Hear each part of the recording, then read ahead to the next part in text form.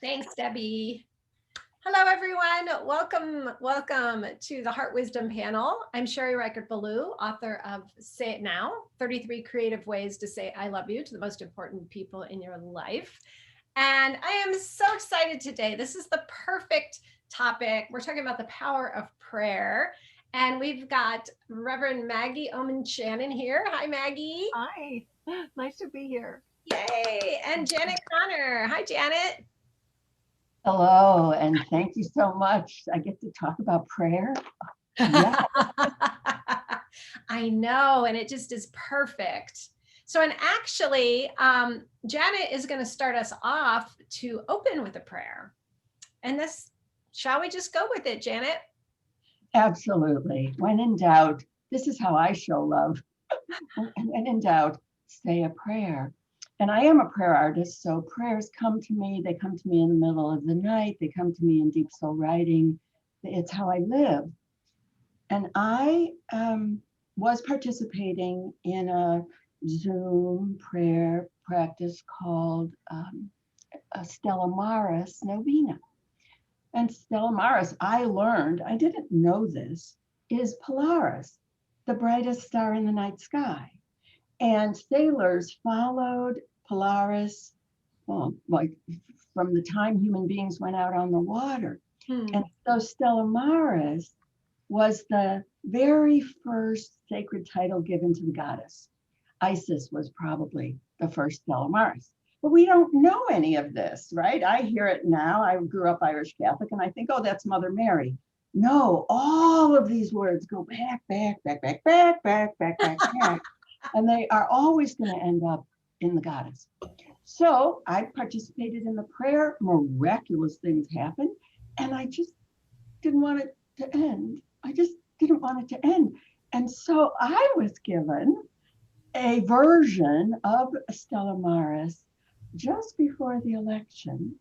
And I realized I was being given this very simple, universal, no Hail Marys required prayer to hand to the world, to say, anybody, take this, see Polaris, see the night sky, see the goddess as our ancestors saw her, 150,000 years ago. And here's the prayer, and my friend Geraldine actually made a cute little chaplet for it. Right. And so the first three, I just want you to know this before I start. The first three are fire, wind, and water. Well, let's just look at California. Let's just look at Australia. Let's just look at the world today. And our three great fears are fire, wind, and water. And the second three are our great fears about living together until we have mercy, forgiveness, and truth. We can't live well together. And then the final three are all creatures, all peoples, and Mother Earth herself. And so I would be delighted to give it to you, and anybody who wants it can come to my website and click on the blog and receive this precious little prayer.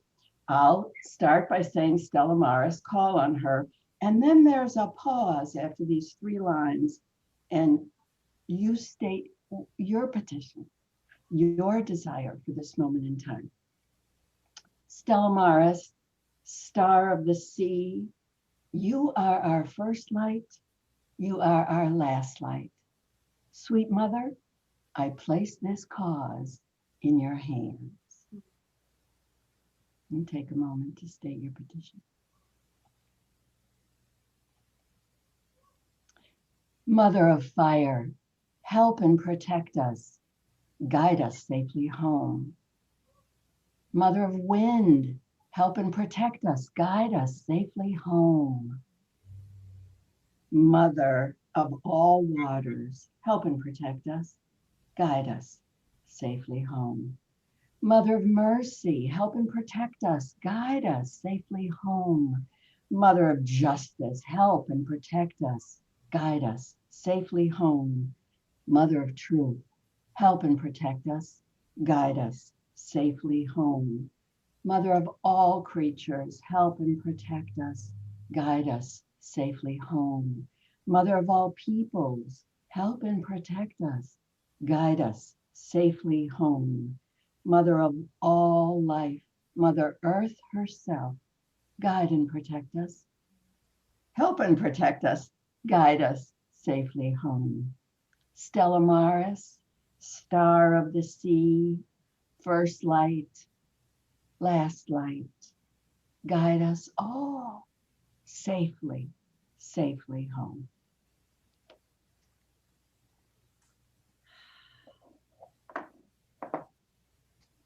Thank you, Janet. Well, you can thank the mother that Janet doesn't write these things.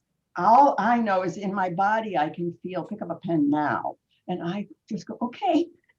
But the minute I got it, I went, oh, it's so universal. This is anyone and everyone. We can all ask the mother, and you can make up your own mothers.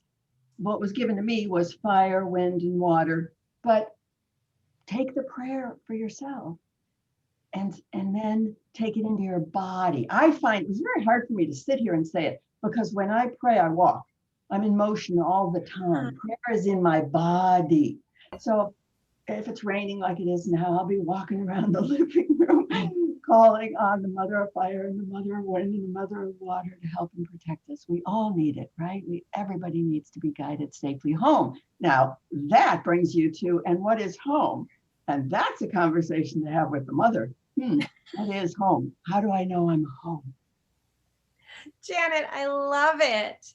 Well, I think let's start with your own introduction of yourself and your work, and then we'll go over to Reverend Maggie. But why don't you start us off by telling us your books and a little about your work, and also I think as we were talking about before everybody came on the line, like what does prayer actually mean to you?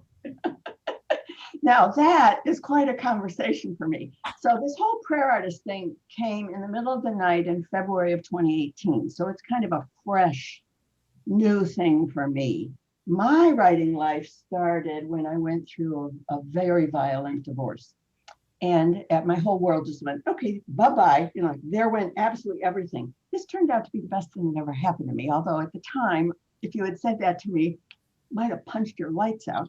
But what happened is I still use these plain black journals. It's a sketchbook, actually. It's not a journal. And I like this big size. And I had one of these untouched, unused. And I picked it up one day and began a conversation with God. I wrote, "Dear God, comma," and I had no idea, right, that God, whoever God is present, alive, and listening. So I started this conversation. Now I had no idea, none whatsoever, that in that moment, to the fork in the road and my entire life was going to change. And it took me a long time to learn from scientists what was actually happening. And what was actually happening is that I was dropping out of journaling in the alpha brainwave state all the way down to divine dialogue in the mystical theta brainwave state. Everything I do, prayer, everything is about getting out of your conscious mind and dropping into the mystical theta brainwave state. And you have access to, like, wow, I had no idea. So that gave birth to what I thought was going to be my one and only book, Writing Down Your Soul. She's going to celebrate her 11th anniversary, and there's a new edition coming out. Thank you, Mango. And it'll have a different cover, but for now, everybody recognizes the owl, and then a little companion journal. And I thought, oh, I'm done. Surprise. Once you have this daily practice, the next thing that happened was my personal prayer, the foundational prayer of my life came through, and that became a book, Soul Vows. And people's lives have been completely changed by discovering their soul vows and then saying that prayer every day. And when we had to reschedule this for today, 11/11/2000, and we're going to talk about prayer, I thought, okay, you talk about the goddess directing things. Today is the 20th anniversary of the first time I called a group of 11 women on 11/11 to sit around me in my living room as I declared my soul vows out loud for the first time. And this is the prayer I've said every single day for now 20 years.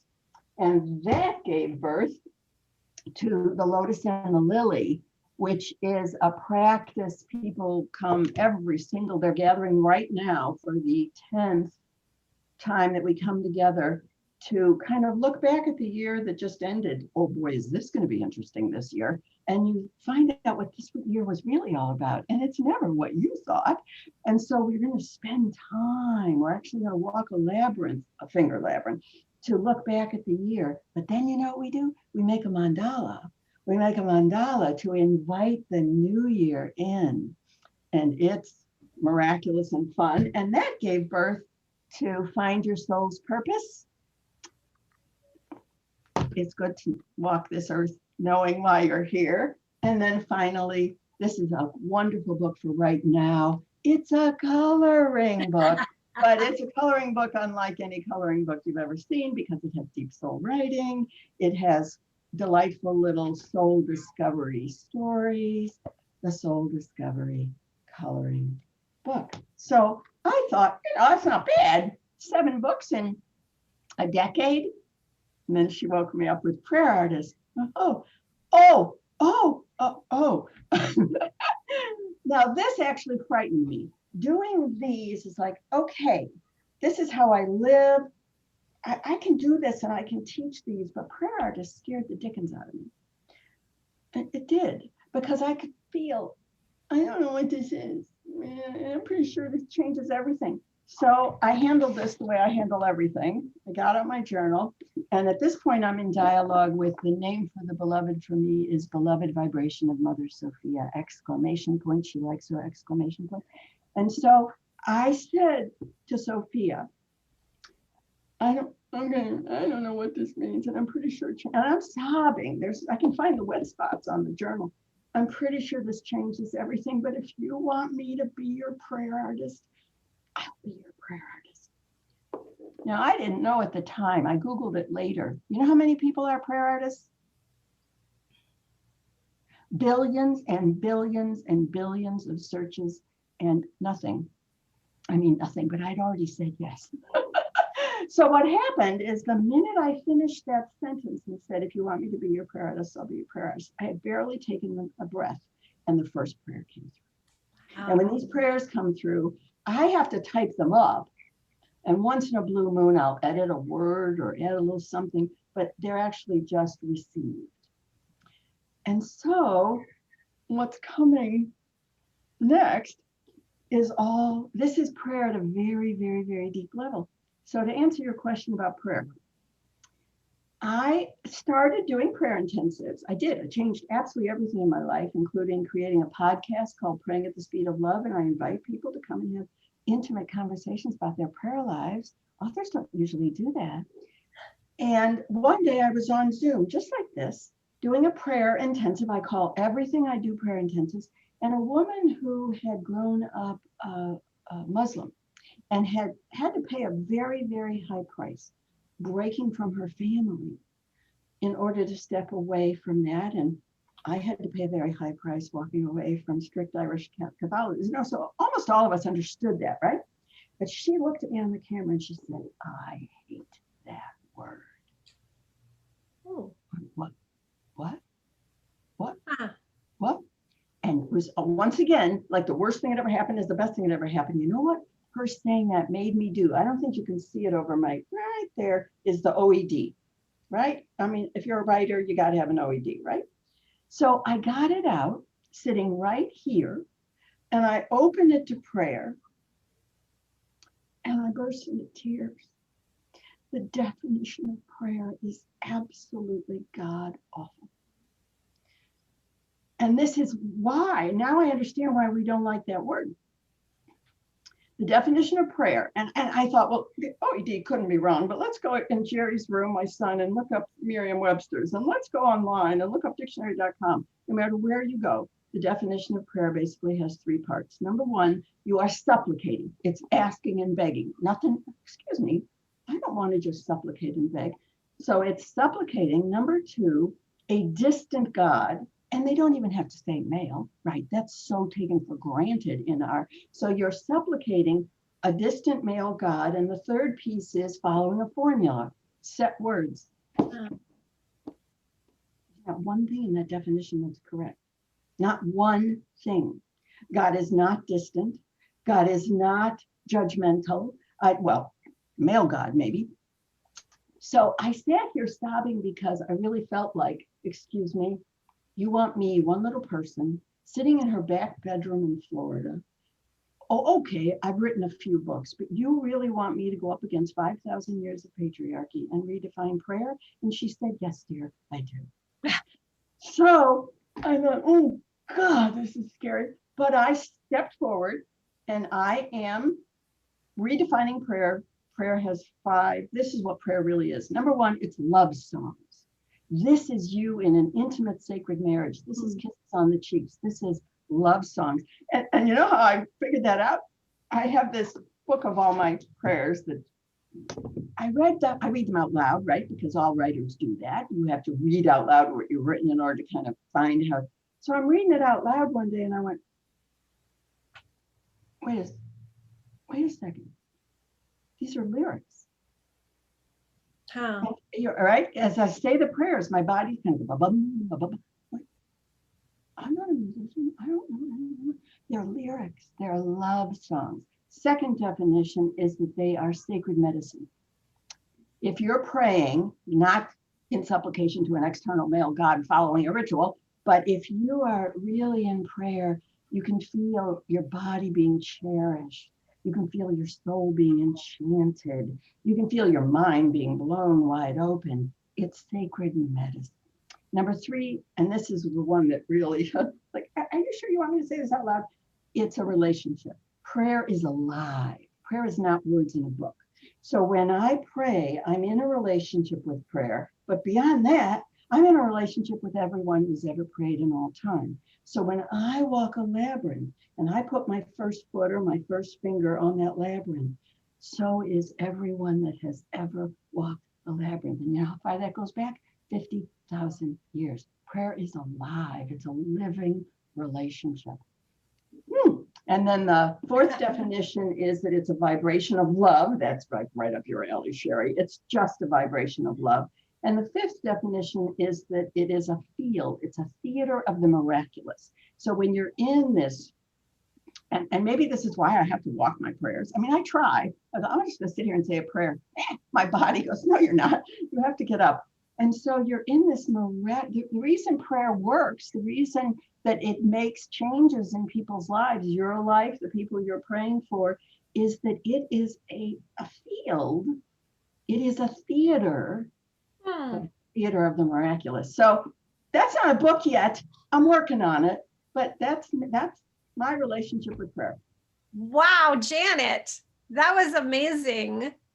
That was amazing. Well, maybe she'll wake you up in the middle of the night and whisper something in your ear. And you know, it's just not an option to go, excuse me, no, that's too scary. Just leave me alone. Let me do my little.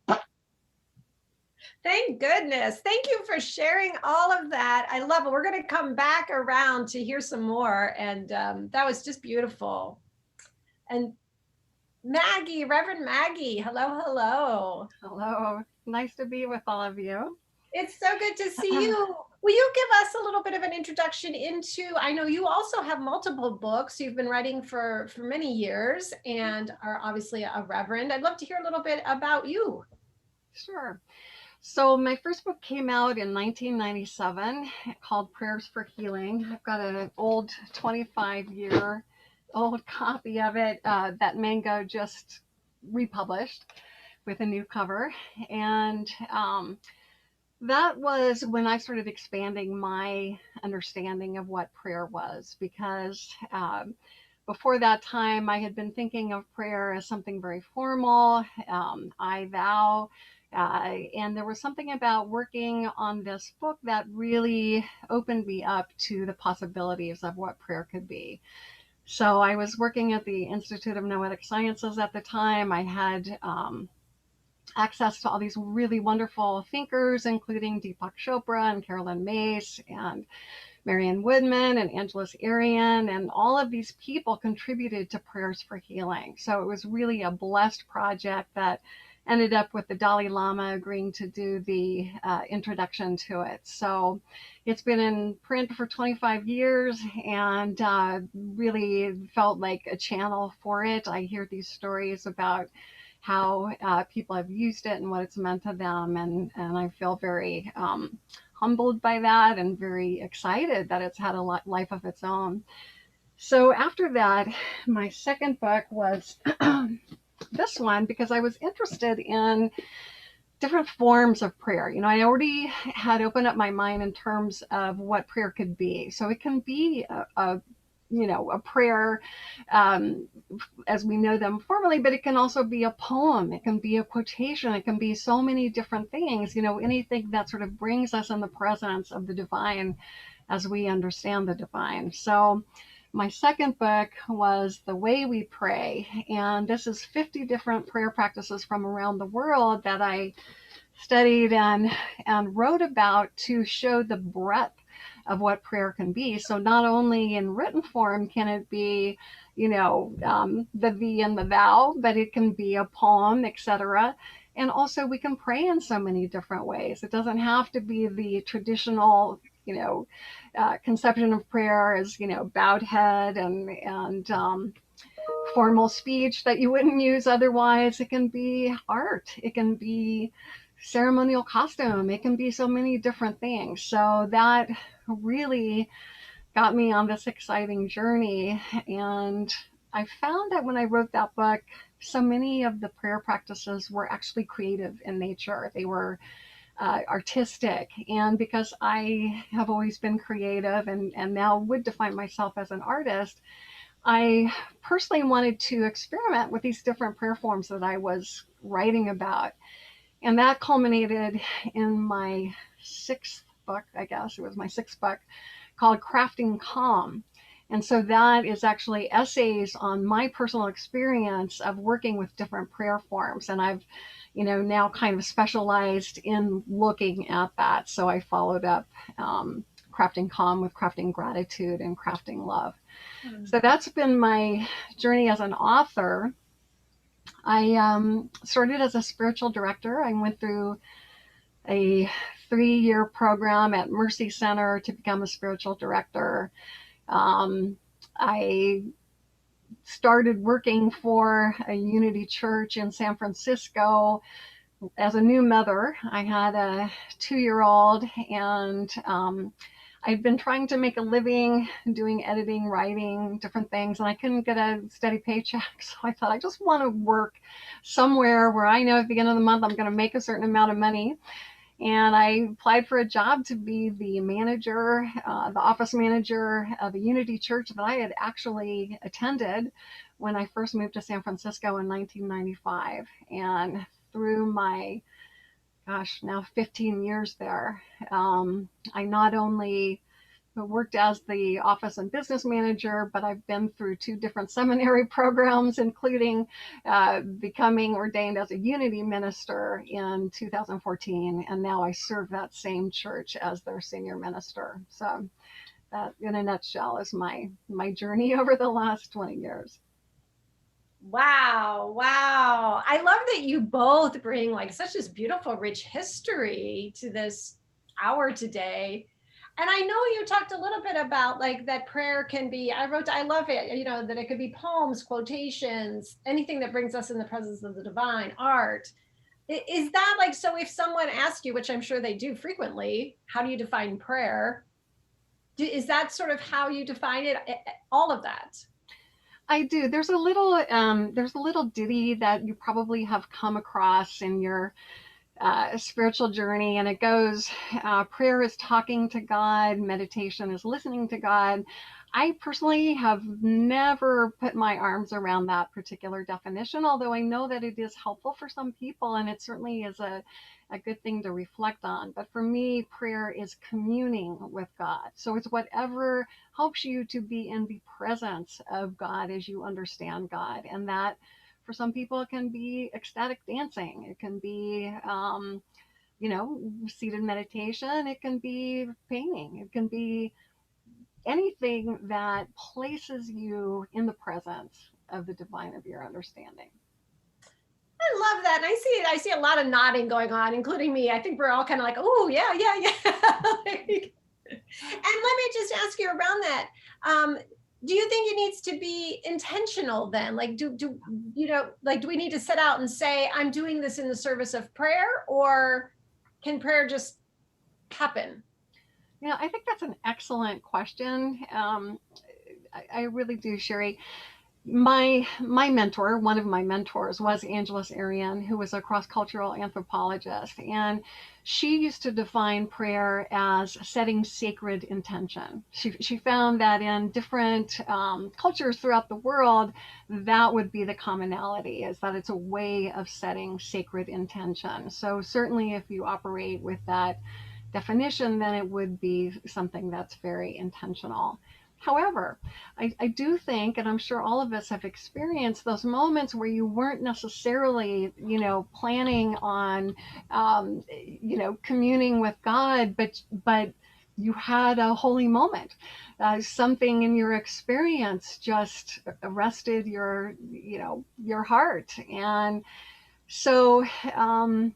So it's sort of a both and, I guess, is my response to your question. It's like, yes, often intentional, usually intentional, but we can certainly be surprised by joy, right? That wonderful book title from C.S. Lewis. We can be surprised by joy, by awe, by the divine. Ah, I love that. Just as you said that, I was reminded of an experience a couple of weeks ago where I stepped out I have a studio and I stepped it on the deck, and I just had this wonderful hummingbird experience. And I think that would be like the latter of what you were talking about. I wasn't intending, I was actually going into the restroom in the house was where I was not intending to be, mindful or even, prayerful, but that hummingbird brought me into that bigger presence, into that greater joy, into that sense of awe and communing, so I love that you covered both sides of that. And yeah. I was just gonna say, and I love that you brought that into our conversation as an example, because I think the universe is always speaking to us. And I think if we were to open our senses enough, we would see that we're constantly in divine conversation. And I totally believe that your hummingbird was, some sort of signal from the divine. As we talked about before this started, I just officiated a wedding today. It was a socially distant wedding, not the bride and groom, but, we were all masked and we were all taking precautions. And it was outside, and it was overlooking the Alameda Inlet, I guess you call it. And there were two seals, and they were playing in the water, and that just seemed like such a beautiful, sweet little gift for the occasion, to see these playful seals together, just two of them in the water as this couple was getting married. So I totally believe that. Yeah, we live in an amazing world, and it's just a matter of opening ourselves up to really seeing how we're constantly being communicated with.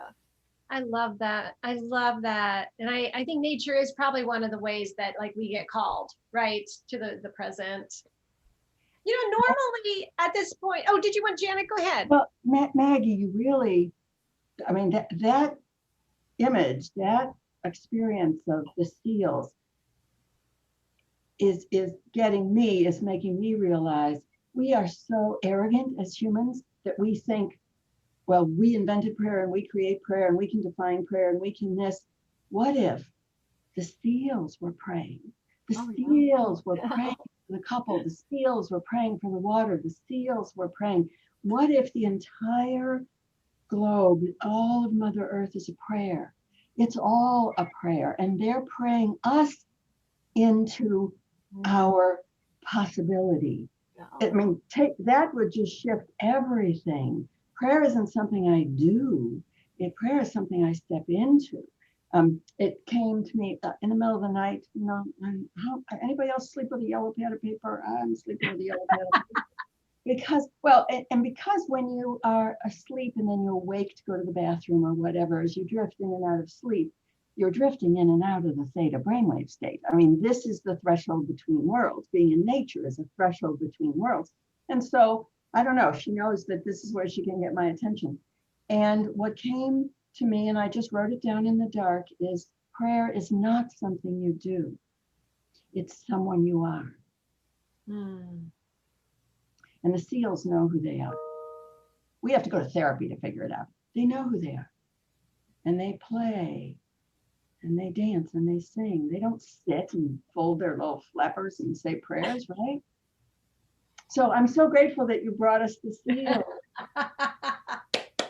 And the idea of the web of life, you know, that we're all living in this amazing divine matrix, right? You know, we're all parts of, you know, this amazing web of life. And yes, I think that we're constantly in the holy mystery. We're in it, and it's us who put ourselves in the boxes. But I think we live in this amazing, magical world.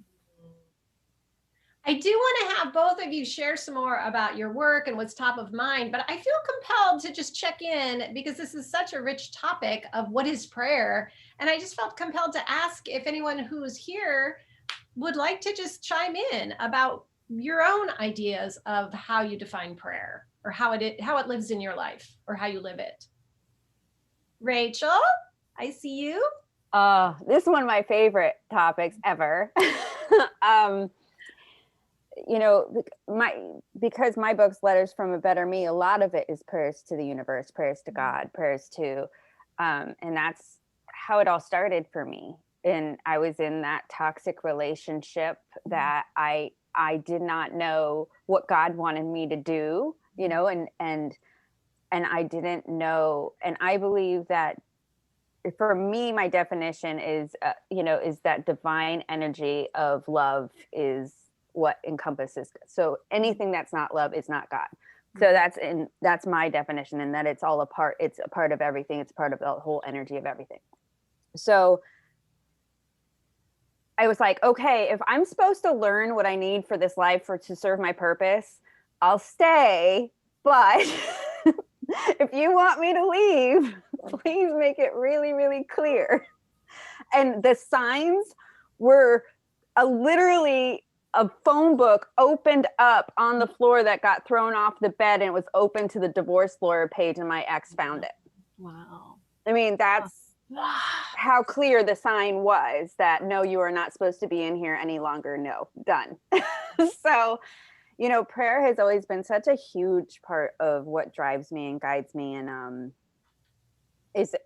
for me, it's writing the letters. I mean, my letters are all my prayers. It's and it's in that they come through me, you know, and it's like all that wisdom and everything that I see. But yeah, it's that divine connection. And one of the things that I love right now is God has led me to so much learning. And one of the things that I've been seeing more is like how the body and nature are connected, like with the veins of a leaf to the veins of your hands. And I've been seeing a lot of those kind of images. And so how it all has to work together.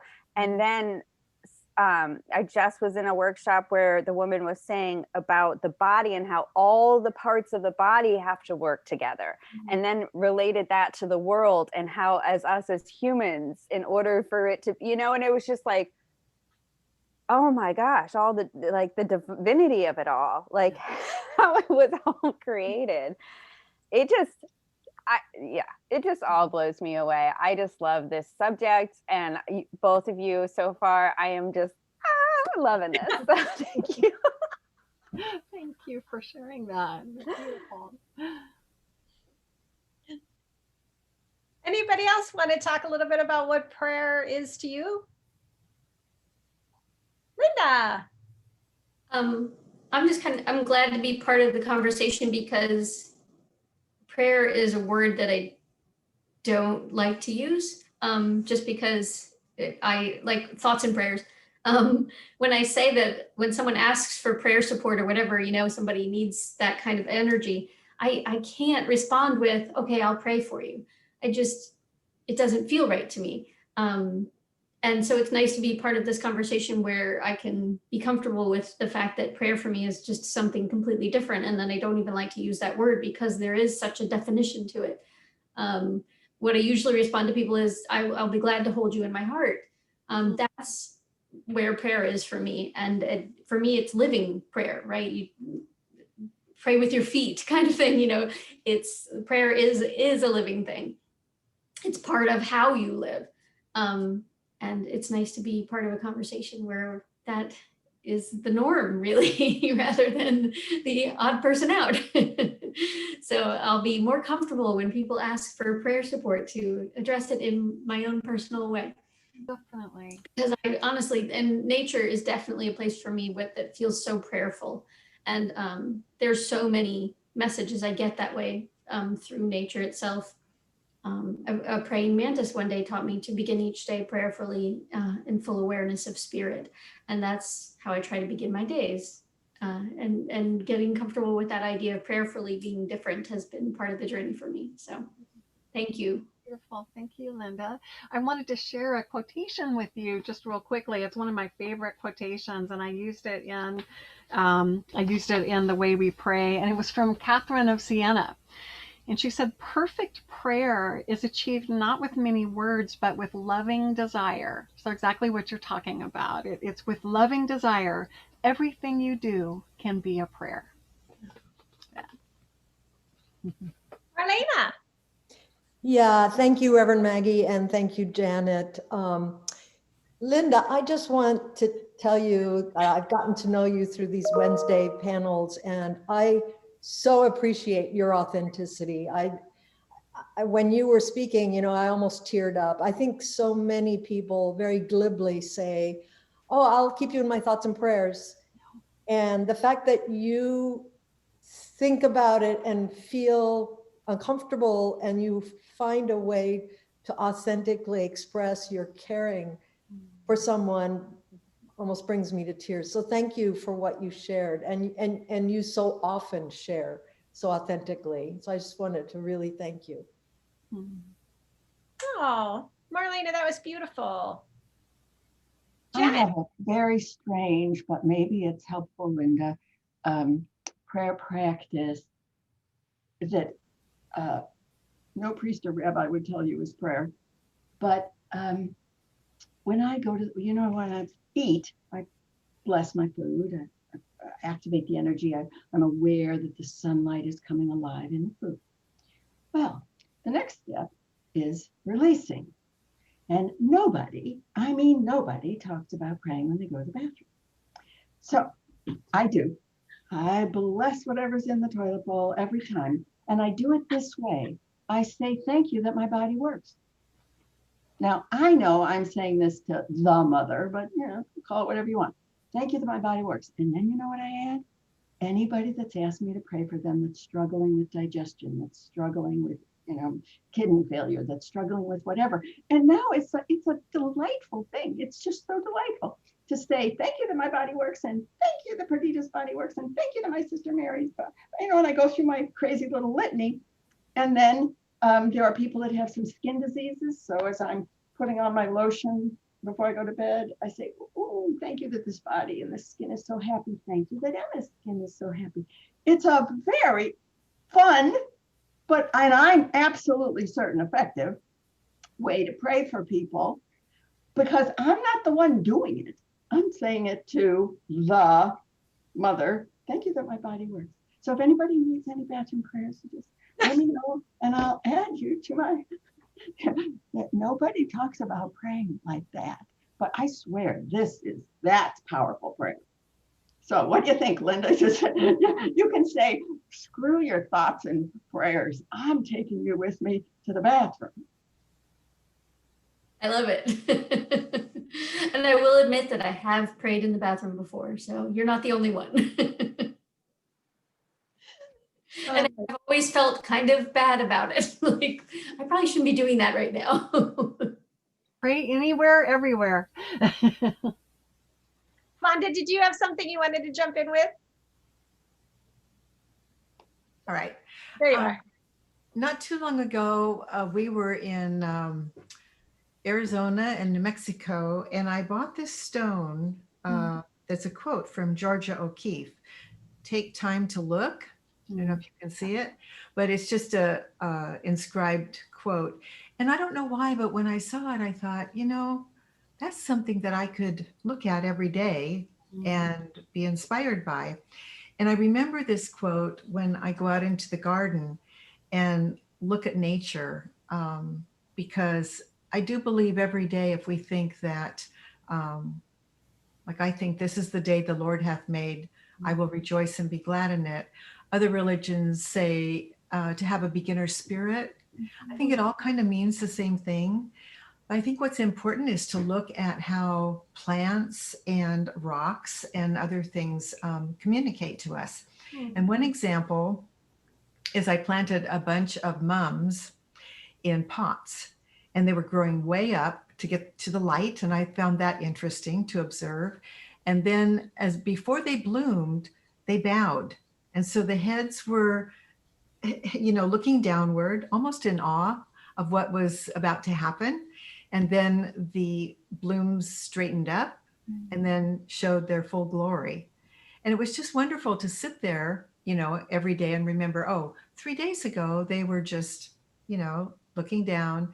Now we're in a different time, a new beginner's spirit day, and they have a different look and a different appreciation for what they're doing.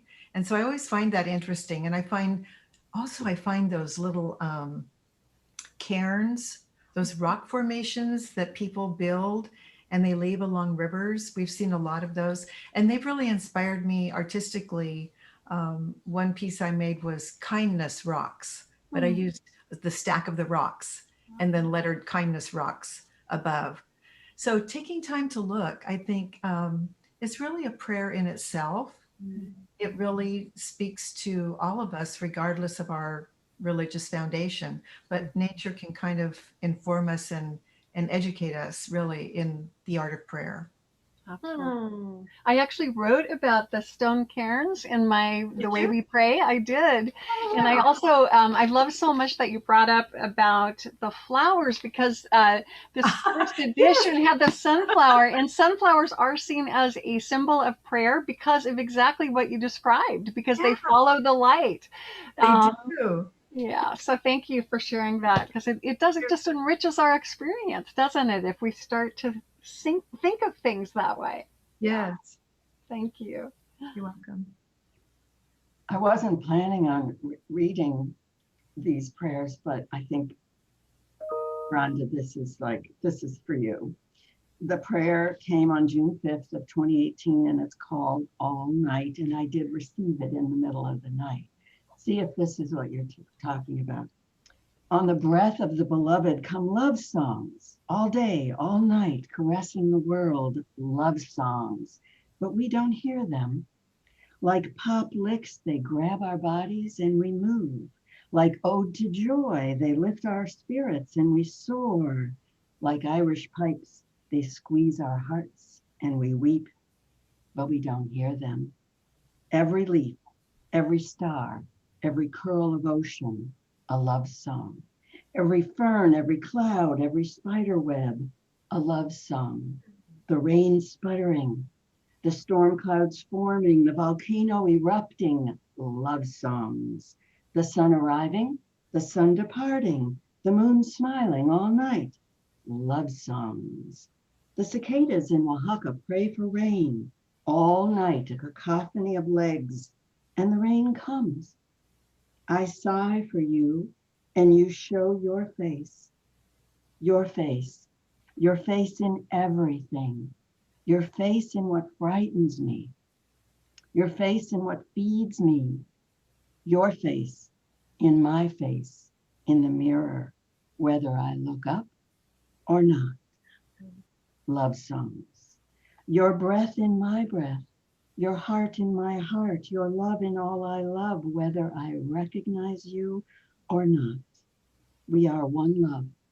We sing one song, one love song all night, all night, all night, though I may not hear it. Your love song is all life. My love song is this life, singing in beauty, singing in pain, singing in joy, singing on my knees. One love, one song, our song, all night.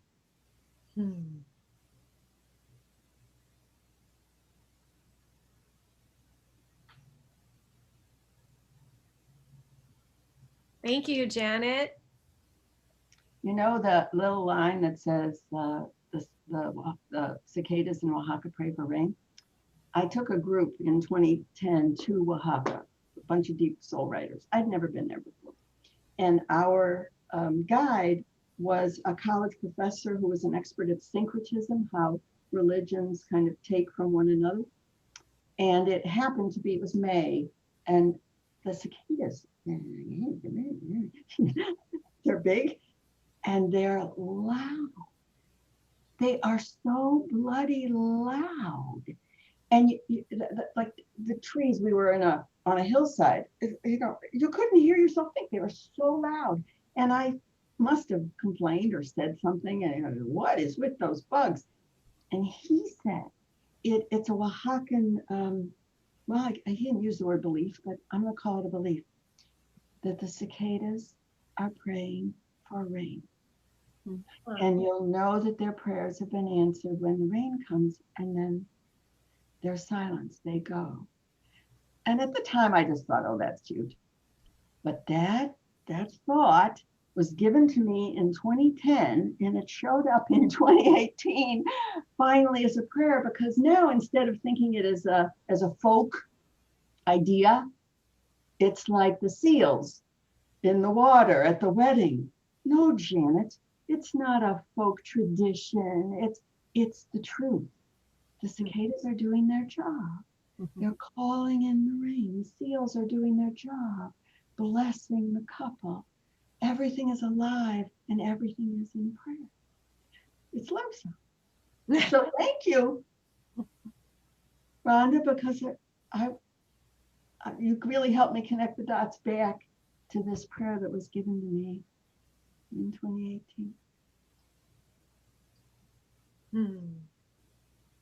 I love, this is one of my favorite things about this group, but also of course just about life in general, right? When things just, yeah, Janet's doing it. Do it, Janet. It's like that. You know, and I just so appreciate that now those seals are a part of my life, right? The cicadas are now a part of my life. The flowers that Fonda saw, now they're in my heart. And it's such a beautiful, beautiful thing. I have a question for you, Reverend Maggie. These have been some challenging times this year. And I'm just curious, have you found that your ministering has changed at all this year? That's an interesting question. I mean, obviously it's changed on the surface in terms of doing Zoom, you know, meeting by Zoom instead of in person. But what I've found that I've been very heartened by is that we've been able to keep our connection, and in fact, I think deepen it.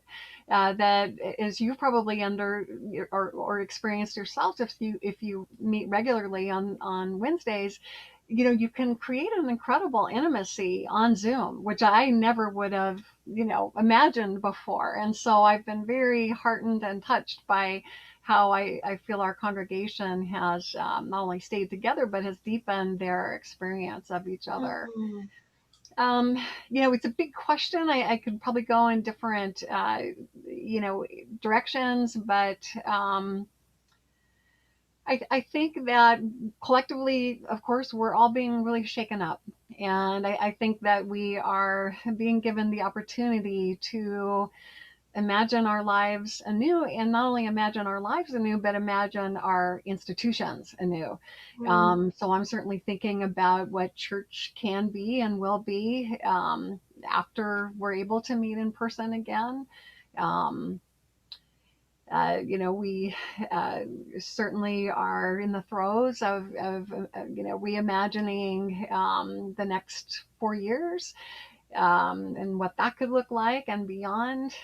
So I think there's some big foundational things that we're all experiencing as a collective, and we don't quite know what they are. So I guess the only thing I would say that maybe somewhat, you know, applies to your question is that we're in the thick of it. You know, we're in the thick of it right now, and we're like the little butterflies in the chrysalis. We don't quite know. You know, we may have a little wing out, part of a wing out, but we're not out yet. And And so I think this could be a very holy time involving prayer, sacred intention, that we could use to our benefit and to our society's benefit to really rethink what is it that we want to be and see when we're on the other side. Wow. Oh, that's beautiful. I love that sacred intention. I mean, personally, I really resonate with that. And I feel as if that is something that we can bring. And I hope that that's what we've been bringing every Wednesday in these groups, which is this intention to bring love, to bring, faith, positivity, prayer, hope, all of that. And I know it makes a difference in my life. So I like to think that when we're all in a presence of that together, that it does make a difference, that we're creating every moment. And if you really wanted, I'm jumping off what you just said, in a sense, that's a new form of church, right? Or temple or mosque, that any time, I mean, what you just did is hold a church service, right? Or a holy sacred service, however you want to define it. But we just in community are looking at different aspects of the divine. And so this is a new thing that you just created by having us here together. So thank you for that, because that right there is an example of new possibility, right? I love that. You both, and actually everyone here has really opened up for me the idea of what prayer is. I grew up in a particular, institution with dogma, and prayer meant a certain thing. And I've had, just like Linda had said, certain connotations of the word prayer. And it's beautiful to have it opened up in this way. Yeah. Rachel. Well, what I find really opened me up to understand and be more welcoming to other people's perspectives is thinking of everybody's beliefs as perspectives of truth, including my own. Because when I can see it that way, I'm not offended by anybody who thinks differently than me. I'm open to listen to their perspective. I'm open to hear them a little bit better. I'm open to hear the love inside them and not judge it based on what my beliefs are about any specific thing, because I do know that wherever we came from, whatever our original foundation was, it came with baggage, all of us, and I always talk about it in my workshops as a garden. It's that soil, it's what we came in with. And is it filled with love, peace, and abundance, or is it filled with fear, lack, and separation? Whatever, we grow from those places, and we can change our gardens, and there are gardens. So however we want our personal gardens to look is up to us. They don't all have to look the same, and yet they can all be beautiful in their own ways. So like embracing other people's gardens, embracing my own garden, go, oh, I want that seed. That seed's a great seed. Let me put that one in my garden, and it go, oh, no, that one won't fit for me, and it's just, but it's not personalized. It's this beauty. And that's what I love is like, I once may have been offended by people who believe differently than me because I was so tied to my beliefs that was it. And now, because I've taken this new outlook on it, I really don't. And I can see, and the questions I ask are different, because are you from a place of love, abundance, and peace, or are you from a place of fear, lack, and separation? That's all I want to know. That's what I'm trying to get to. And that's why I love these kind of conversations, because you hear all the different perspectives, and then you can take all the little seeds you want, put them in your garden. So I just want to thank you. I'm sorry the hurricane took out my electricity for a few minutes, but I'm very glad it let me back in. Divine, thank you. You always get let back in, and right there, just when you have something beautiful to deliver to us. I appreciate that, Rachel. Well, I love these conversations. I love because everybody in here is so authentic, and it's a safe place. Sherry, I mean, you've done an amazing job at creating this safe place that people can share their authenticity. So I really appreciate what you've done here. Oh, Well, as I'm fond of saying, really, right, it's the fact that each person shows up. And I think this goes back to what Marlena was saying to Linda, which was so beautiful, which is right, that just each person being willing to show up, first of all, just physically to show up when there are a million other things you could be doing, but then to truly like come and to be willing to speak what's true for you in the moment. It's everything. I mean, talk about prayer. I love that. I love that. And I want to, before we just have a couple minutes, it's gone so fast. There's been like, there's so many more things we could talk about. But I know that Reverend Maggie has a prayer for us to close out our circle. So we'll have that, and then I'll just give a chance if anyone wants to say anything in closing. I was really smiling when Rachel was talking because I thought, wow, that's such a great lead into what I'm going to read.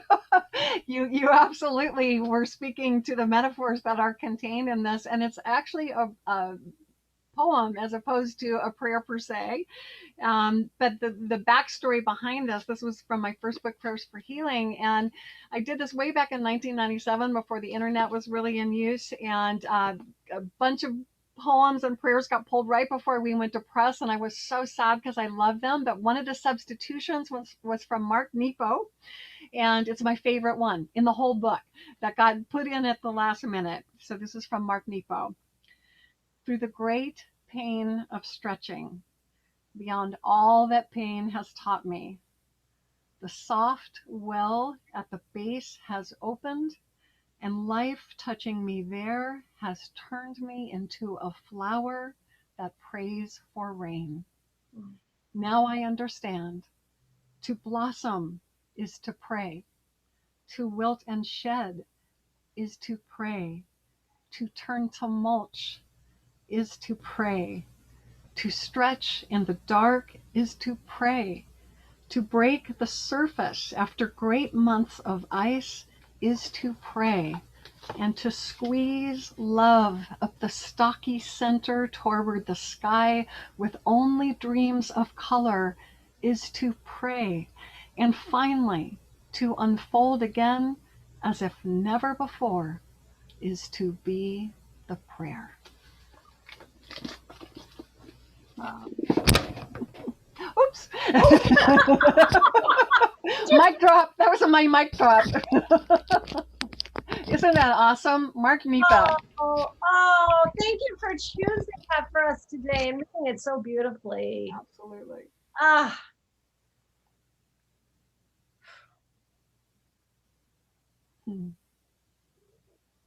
Anybody wanted to say anything before we close our circle? I think Reverend Maggie, that was a perfect closing. Thank you so much. You're so welcome. Thank you. That was the perfect closing. Thank you all so much, Reverend Maggie and Janet. Thank you for being our featured authors. And thank you, Debbie, for being here and helping us get organized and everything you do for us. Thank you, Mango. Thank you, Mango, for everything. And thank you for everyone who was here and for what you brought into this call. And hopefully we'll see you all another Wednesday. Thank you, Sherry. Thank you, Sherry. Grateful for you all. Bye. Bye-bye.